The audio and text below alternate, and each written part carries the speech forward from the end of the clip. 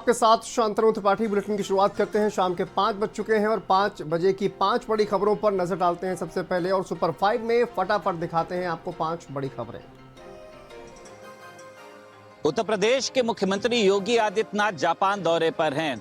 आज यामानाशी में मुख्यमंत्री योगी आदित्यनाथ ने पहुंचकर वहां पर तमाम लोगों से मुलाकात करी। इस दौरान मुख्यमंत्री योगी आदित्यनाथ का बाल प्रेम वहां पर भी दिखाई दिया। जब एक बच्चे ने मुख्यमंत्री योगी आदित्यनाथ के पैर छुए, उनका अभिवादन किया, तो मुख्यमंत्री योगी आदित्यनाथ ने उनको अपने पास बुलाकर आशीर्वाद भी दिया।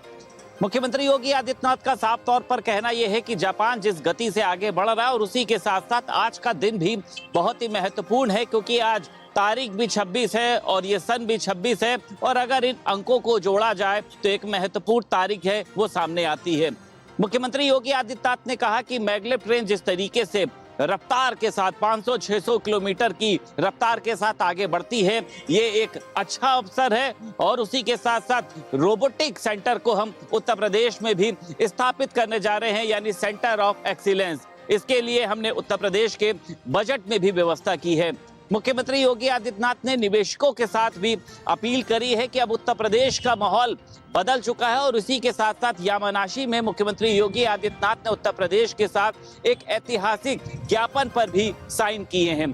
तो ये माना जा रहा है कि आने वाले समय में उत्तर प्रदेश और उसी के साथ साथ जापान की अगर बात करी जाए तो तमाम तरीके के ऐसे अवसर होंगे। जापान के तमाम निवेशक उत्तर प्रदेश पहुंचेंगे और एक बड़ा निवेश करेंगे, जिसका फायदा उत्तर प्रदेश में तमाम रहने वाले लोगों को मिलेगा। रोजगार के अवसर जो हैं वो ज्यादा से ज्यादा संख्या में यहाँ पर सृजित होंगे। पैथोलॉजी संचालक और शराब व्यवसायी मानवेंद्र सिंह की हत्या में जो पीएम रिपोर्ट सामने आई है, उसमें कई चौंकाने वाले खुलासे सामने आए हैं। हत्यारे बेटे अक्षत ने पहले पिता मानवेंद्र की गोली मार के हत्या की, उसके बाद शव को बाथरूम में ले जाकर उसके टुकड़े किए थे। 2 आरी और एक चाकू की मदद से अलग अलग शरीर के टुकड़ों को करने के बाद धड़ को भी वो काटना चाहता था। पेट और रीढ़ की हड्डी में कई कट के निशान भी पाए गए हैं। दुर्गंध न फैले इसके लिए रूम फ्रेशनर का इस्तेमाल किया और खून के धब्बे साफ करने के लिए बाकायदा दीवारों को पेंट तक कर डाला। हालांकि मामले में पुलिस अभी भी तफ्तीश कर रही है कि क्या मानवेंद्र की हत्या में सिर्फ अक्षय प्रताप सिंह ही शामिल है या किसी और की भी भूमिका सामने आ सकती है। मेरठ में एक पति ने अपनी पत्नी के प्रेमी की बीच सड़क पर गोलियां बरसाकर हत्या कर दी। हत्यारे ने कनपट्टी पर सटाकर युवक की बेरहमी से हत्या की वारदात को अंजाम दिया। हत्यारोपी अपनी अंटी में 3 तमंचे लेकर आया था और तीनों तमंचों की एक के बाद एक गोली उसने पत्नी के प्रेमी के सीने में उतार उसको मौत के घाट उतार दिया। हत्या के बाद आरोपी सरेआम बीच बाजार हथियार लहराता हुआ फरार हो गया। हत्या का कारण हत्यारोपी की पत्नी से मृतक सुरेंद्र उर्फ सुनील के अवैध संबंध और प्रेम प्रसंग है। कुछ समय पहले मृतक सुरेंद्र उर्फ सुनील हत्यारोपी प्रदीप की पत्नी को अपने साथ भगाकर ले आया था और अपने साथ ही रख रहा था। पति प्रदीप इस बात से बेहद खफा था और उसके सिर पर खून सवार था। उसने हत्या का मौका तलाशा और उसको जब पता लगा सुरेंद्र अपने खेत से बाइक पर सवार होकर लौट रहा है, तो वो वहां पहुंचा और उसने सुरेंद्र की गोलियां बरसाकर हत्या की वारदात को अंजाम दिया। घटना के बाद आरोपी का एक वीडियो वायरल हुआ, जिसमें वो वारदात को अंजाम देने का कारण बता रहा है।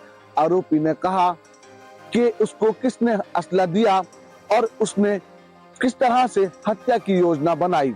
उसने वीडियो में मेरठ पुलिस के लिए भी अपशब्द कहे। ये वीडियो वायरल हुआ और आरोपी हत्या करता हुआ सीसीटीवी में कैद हुआ। घटना के 24 घंटे बीतने से पहले भैंसुमा पुलिस को सूचना मिली कि आरोपी रामराज के खेत में छुपा है, जिसके बाद पुलिस ने उसकी घेराबंदी की तो आरोपी ने पुलिस के ऊपर दोनों तमंचे तान दिए। उसने पुलिस को चेतावनी दी, अगर वो उसकी गिरफ्तारी करेगी तो वो पुलिस पर गोली चलाएगा या गोली मारकर आत्महत्या कर लेगा। जिसके बाद पुलिस ने मशक्कत करके आरोपी को गिरफ्तार किया। आरोपी ने पुलिस के सामने कबूला कि 1.5 साल पहले उसकी पत्नी मृतक के साथ घर पे अपने बच्चों को छोड़कर चली गई थी। गांव में पंचायत भी बैठी थी, लेकिन उसकी पत्नी ने वापस आने से इनकार कर दिया था। इसी बात से वो बेहद खफा था और उसने सुरेंद्र को मारकर अपनी पत्नी को वापस लाना चाहा, लेकिन पत्नी तो वापस नहीं आई। अब प्रदीप को जेल की सलाखें मिली हैं। पुलिस अब उन्हें भी तलाश रही है जिन्होंने प्रदीप को हत्या के लिए हथियार मुहैया कराए थे। गंगो थाना क्षेत्र के गांव सांगाखेड़ा में युवक और युवती फरार हो गए थे।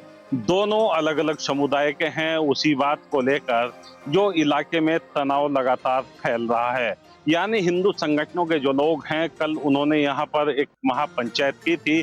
उसमें निर्णय लिया गया था कि सहारनपुर पुलिस 24 घंटे के अल्टीमेटम के बाद युवती को बरामद कराएगी, लेकिन 24 घंटे बीतने के बाद जब युवती को बरामद नहीं कराया गया तो आज हिंदू संगठनों के लोग और आसपास के गांवों के लोगों द्वारा नानोता गंगो मार्ग पर जाम लगाते हुए धरना प्रदर्शन किया गया है। सुबह से करीब कई घंटे तक यह जाम यहाँ लगाकर रखा गया है और यहाँ पर हनुमान चालीसा का पाठ भी कराया गया है।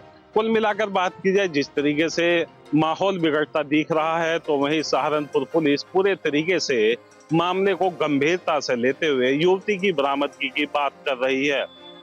हालांकि सहारनपुर के एसपी देहात सागर जैन ने जो यहाँ पर हिंदू संगठनों के लोग हैं और युवती के परिवार के लोग हैं, उनसे बात की है, उनको आश्वासन दिया है कि युवती को कल शाम तक बरामद कर लिया जाएगा।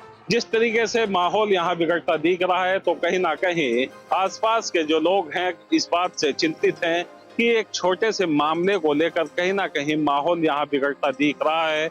ऐसा नहीं होना चाहिए और दोनों ही समुदायों के जो जिम्मेदार लोग हैं आपस में बातचीत कर रहे हैं कि मामले को किसी तरीके से सुलझा लिया जाए। लेकिन अभी जो मामला है, जब तक युवती बरामद नहीं होती तब तक सुलझता नहीं दिख रहा है। यहाँ पर जो हिंदू संगठनों के लोग हैं उनकी साफ तौर से यही मांग है कि जो युवती है उसको बरामद किया जाए।